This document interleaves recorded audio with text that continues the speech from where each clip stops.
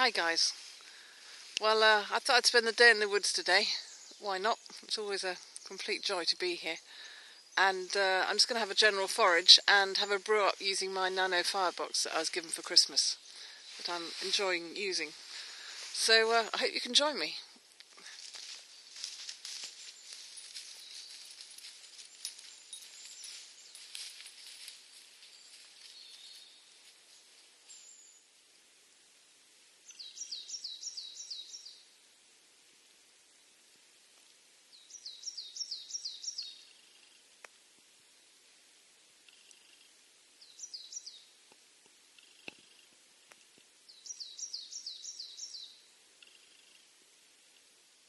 So I'm in the coniferous part of the wood, and I'm delighted to have found a colony, quite a big colony, of fungi called scarlet elf cup.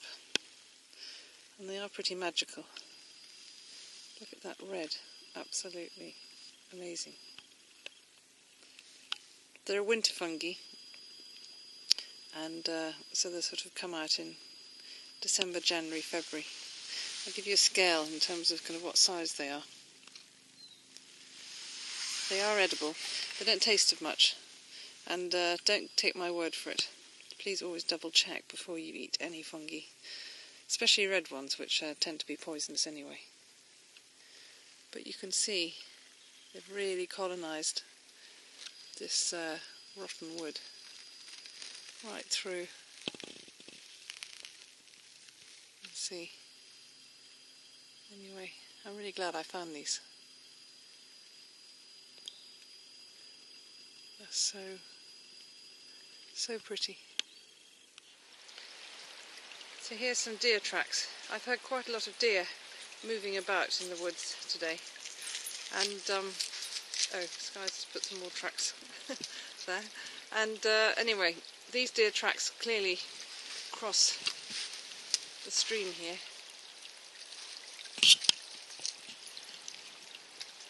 Tracking is something that I really want to expand my knowledge on. I have limited knowledge in terms of game hunting, but that's just for small game. I think it's a fascinating area.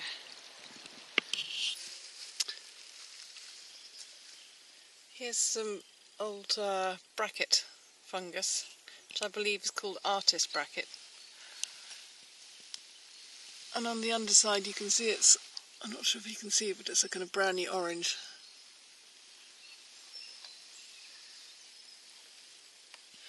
And it's on a very large dead tree. I'm trying to work out whether it's an old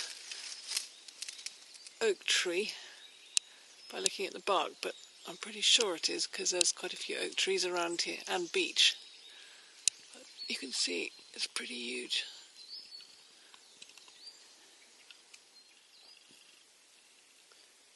What I love about this forest is you come across so many different areas. There's sort of coniferous, there's marshy bits that I haven't filmed, and then we come across here where there's a sort of plantation of, in fact there's some younger, they've planted some sapling trees over there. I don't know if you can see the plastic surrounding them, protectors. But yeah, so I come across this area which has got this kind of amazing golden carpet, if you like, of leaves, which if you look closer you can see the sweet chestnut. If I just get down, there's the leaf, and here's a load of the nuts in there. So as I say, I just love the variety of it all here.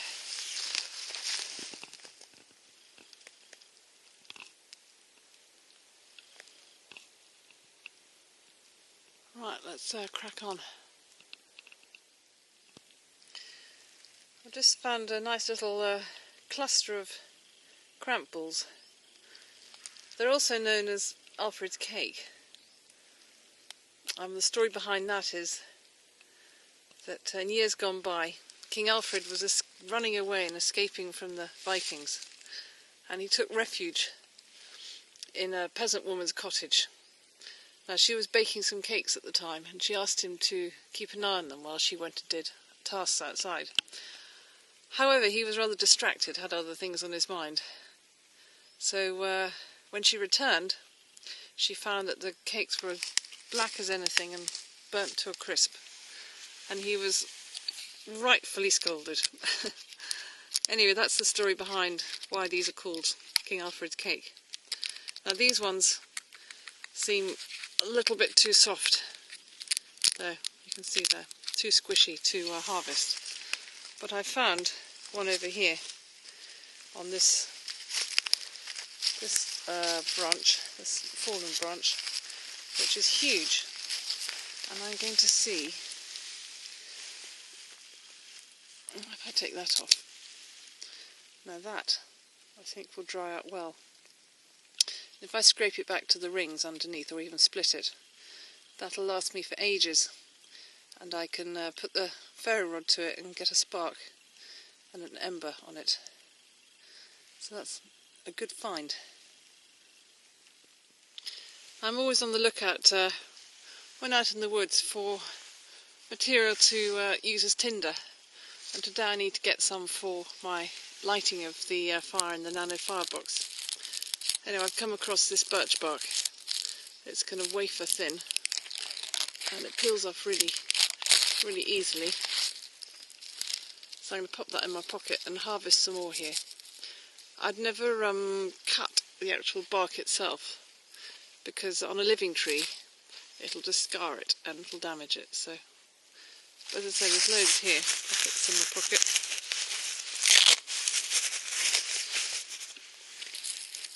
And I'm hoping that I've got a few hours of walking yet, so I can put it in my pocket and let it dry. I mean, it is dry, but it's get the last bit of moisture out of it. So yeah, carry on collecting.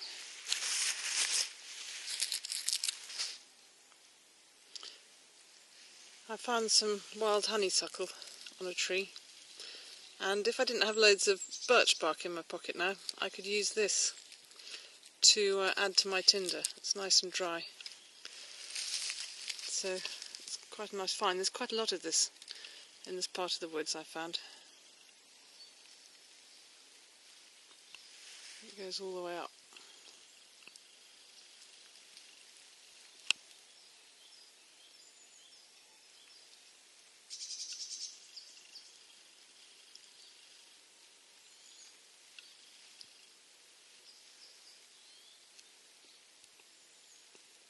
There's quite a bit of wind damage here. It's quite a big patch of fallen trees.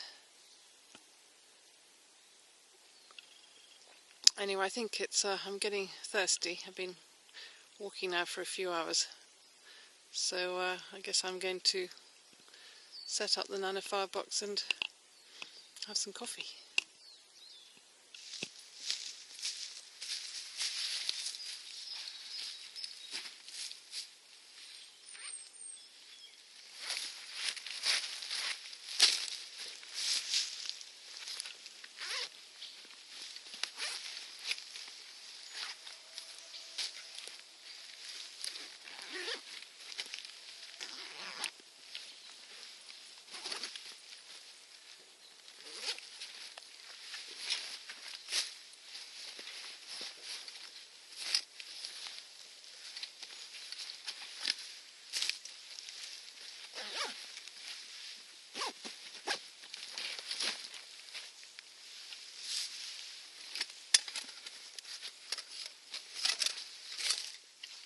Before I get going with my brew, I want to just share with you some modifications I've done to my GSO 4.1.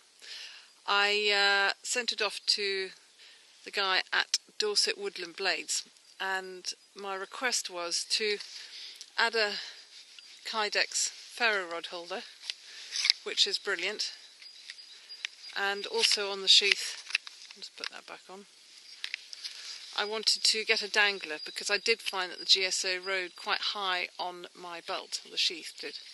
Anyway, so this dangler is fantastic, and it just makes it so much more accessible when you're taking your knife from your belt. And on the blade itself, what I've done is I asked him to change the angle of the bevel a bit so that it can a bit more deeply into wood, which is great, and it does a fine job now. And also to add or to adapt the spine so that it had a 90-degree angle. So I can use it now in conjunction with the ferro rod. So I'm extremely pleased. I love this knife, and yeah, it's what I use always when I go out in the woods. So thank you very much. Right, now to get the fire going in the firebox. So this is the Firebox Nano. I'm not going to go into great detail about it, but because there's other videos on YouTube. But basically you just unfold it like that, and then you just flip it over. There's an ash pan that you just flick down. That's it. You can adjust these to have a big pot or a little pot, and you can also use a trangier in it. You've got little pins that you can push through to put the trangier in. So I'm just going to put it here, and what I'm going to do is this is the birch I collected earlier. It's all curled up and dried even more. As I say, it's been in my pocket next to my body for a few hours, so I'm going to pop that in there and put a few twigs in too.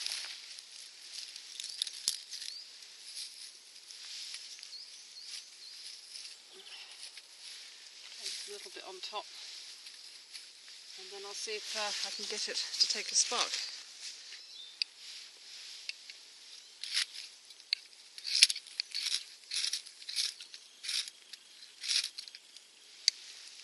Okay, that's going there.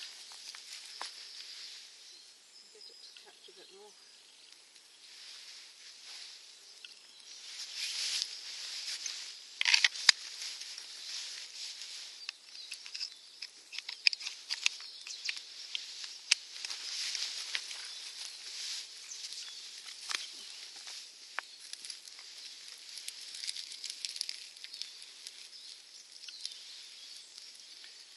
Give it a little bit of smaller twigs.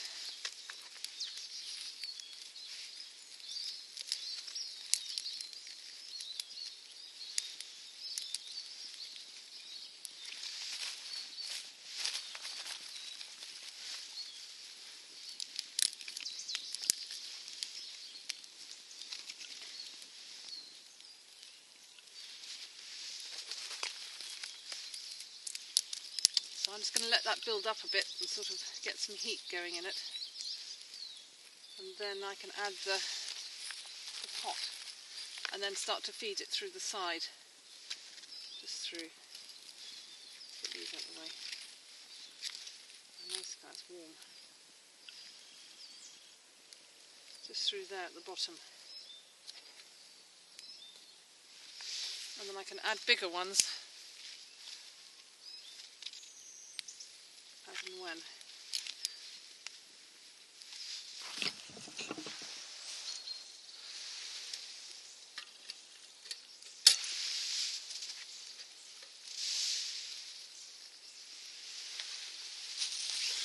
Right, we'll just wait for that to boil now.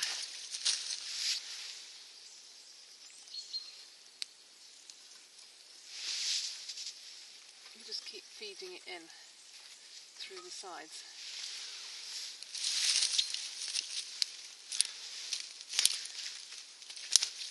And that maintains the heat.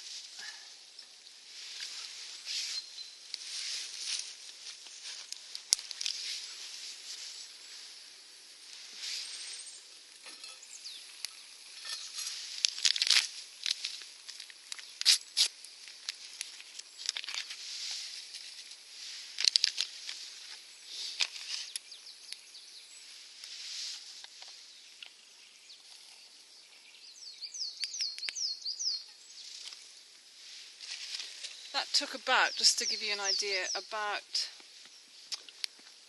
6 minutes to boil. So it's not the quickest, but it's kind of fun constantly feeding the the firebox. There's still a hell of a lot of heat in it. So yeah, so I think it's a good little way to have a brew up. Right, I'm going to enjoy this. Well guys, I've cleared up, left no trace. Just going to finish off the last bit of my coffee and head on out for a few more hours until it gets dark really. So I hope you enjoyed sharing the woods with me today, and I hope to see you soon. Thanks for watching. Bye for now.